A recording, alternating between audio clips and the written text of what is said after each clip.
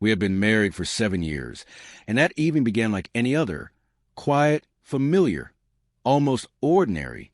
I had made a reservation at her favorite little Italian place, tucked into a corner of downtown. She used to love it there. The warm lights, the scent of basil in the air, the cozy booze that made the world feel smaller. I wanted it to be a soft surprise, a quiet kind of affection. But from the moment we sat down, I felt something off. Her gaze kept drifting to the entrance, then to her phone, her fingers tapping the screen like she was waiting for something or someone. She barely touched her food. I tried to brush it off. Told myself maybe she was just tired, worn out from another long day at work. But the distance between us felt sharp, like a chill through the seams of something once warm. Still, I tried to keep the mood light. When the main course came, I leaned into a story about something ridiculous that had happened at the office. A little chaos involving a printer, spilled coffee, and an intern who panicked. Normally, she would have smiled, rolled her eyes, maybe, but that night, she didn't even blink. Her eyes stayed fixed on her plate, as if she couldn't recognize the food in front of her. I paused, set my fork down slowly. "Is everything okay?" I asked. She looked up then. Her expression was blank. Not angry, not sad, just empty. And then she said the words, quietly with a cold sort of calm. "We need to talk." It felt like time slowed down in that moment. I could feel something inside me brace, tighten, like my body knew before my mind did. She took a breath, the kind people take before they jump off cliffs or confess things that can't be unsaid. And then, with no emotion, no trembling in her voice, she said it. "I'm with someone else." The words didn't echo. They didn't explode. They just fell between us like a stone in water, sudden and final. I sat there, frozen for a second, not because I didn't believe her, but because part of me already had. The warning signs had been there. Late nights, short answers, that look at her eyes like she was already someplace else. I had felt her slipping, inch by inch, but I never expected she let go so completely. My world didn't shatter like in the movies.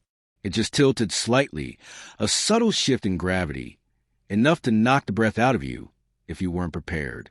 Around us, the restaurant carried on like nothing had happened. People laughed. Forks scraped plates. Music played low in the background. I lifted my glass of water, took a slow sip, and said, "Good to know." That's all I could manage. And maybe that was enough. She blinked, maybe surprised by how calm I was. Maybe she expected shouting, accusations, something dramatic. But I didn't have the energy to give her that. The version of me that would have fought, that would have begged or demanded an explanation.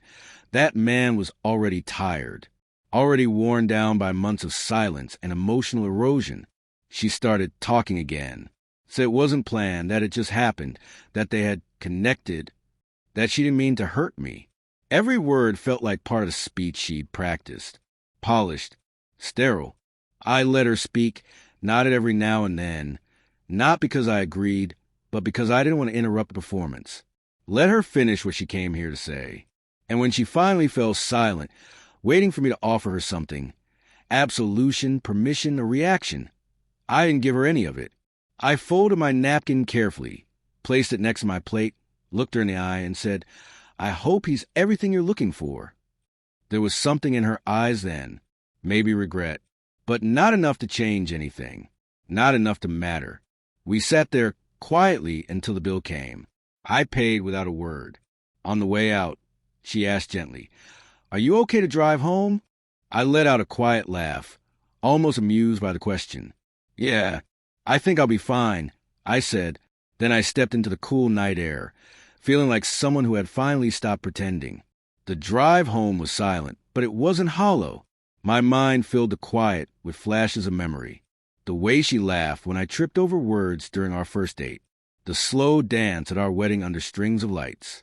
The way she used to fall asleep on the couch during movies, her head on my shoulder.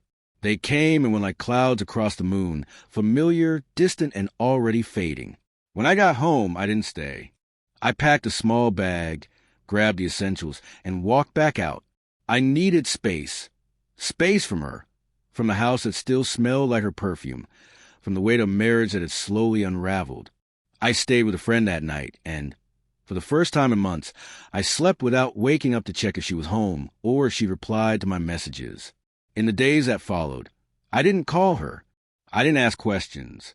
She sent a couple of messages, but I didn't reply. There was nothing left to say. She had already made her choice, and now it was my turn to make mine. 2 weeks later, I filed for separation. She didn't fight it. She didn't try to change my mind. Maybe she was relieved. Maybe she had already left long before that dinner, and this was just a formality. But something changed in me. I felt lighter.